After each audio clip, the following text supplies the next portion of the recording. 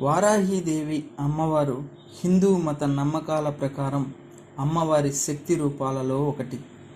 ఈమెను సప్తమాతృకలలో ఒక ఆమెగా, దశమ మహావిద్యలలో ఒక ఆమెగా కొలుస్తారు. ఈమె వరాహ అంటే పంది ముఖం కలిగి ఉంటుంది.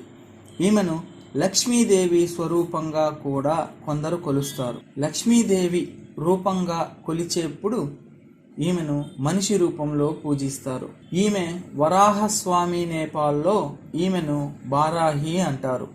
వారాహిదేవిని శైవులు, వైష్ణవులు, శాక్తేయులు పూజిస్తారు. ఈమెను వామాచారం పాటించే భక్తులు రాత్రిపూటల తాంత్రిక పద్ధతులలో పూజిస్తారు. బౌద్ధ మతం వారు కొలిచే వజ్ర వారాహి మరీచి ఈమె ప్రతిరూపాలే అని ఒక నమ్మిక ఉంది. హిందూ ధర్మం నమ్మకాలు మార్కండేయ పురాణంలోని దేవి మహత్వంలో శుంభ నిశుంభ వధ కథ ప్రకారం దేవుళ్ళ శరీరాల నుండి వారి స్త్రీ రూపశక్తులు ఉద్భవిస్తాయి.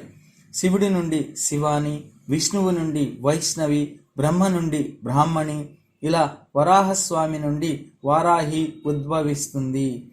వారాహి వరాహ పంది రూపంలో చేతిలో చక్రం ఖడ్గంతో వర్ణించబడి ఉంది. రక్తబీజుడిని చంపడం కోసం దుర్గాదేవి సప్తమాతృకలతో కలిసి పోరాడుతుంది. ఈ విధంగా అష్టమాతృకలు అయ్యారు. వారాహి ఎరుపు వర్ణం చర్మంతో గేదె వాహనంగా, చేతులలో ఖడ్గం, డాలు, అంకుశం ఆయుధాలుగా కలిగి ఉంది. దేవీ మహత్వంలోని తరువాత జరిగిన కథ ప్రకారం రక్తబీజుడనే రాక్షసుడి సంహారం కోసం దుర్గాదేవి తన దేహం నుండి మాతృకలను సృష్టిస్తుంది. అలా పుట్టుకొచ్చిన మాతృకలతో రాక్షసుడిని, అతని సేనను సంహరిస్తుంది. శుంభుడు దుర్గాదేవిని ద్వంద్వ యుద్ధం కోసం రమ్మని సవాలు చేస్తే ఆమె తిరిగి మాతృకలను తనలో ఇముడ్చుకొని రాక్షసుణ్ణి సంహరిస్తుంది. వామన పురాణం ప్రకారం మాతృకలు అమ్మవారి రూపమైన చండిక నుండి ఉద్భవిస్తారు. వీపు భాగం నుండి వారాహి పుడుతుంది. మార్కండేయ పురాణం ప్రకారం వారాహి వరాలనిచ్చే తల్లి. వివిధ దిక్కులను మాతృకలు కాస్తారు అని చెప్పే స్తోత్రంలో ఈమె కాచేది ఉత్తర దిక్కును.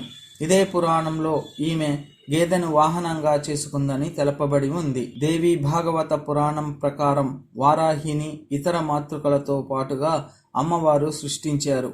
అమ్మవారు దేవతలను రక్షించేందుకు ఈ మాతృకలున్నారని తెలుపుతుంది. రక్తబీజుడి కథలో ఈమె వరాహ రూపంలో శవమై కూర్చొని ఉండి తన దంతాలతో రాక్షస సంహారం కావిస్తుంది.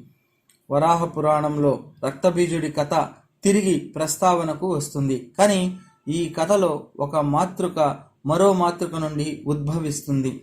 ఈ కథ ప్రకారం వారాహి శేషనాగుపై కూర్చొని వైష్ణవి తరువాత ఉద్భవిస్తుంది. ఈమె ఈ పురాణం ప్రకారం అసూయ అనే వికారానికి అధిదేవత.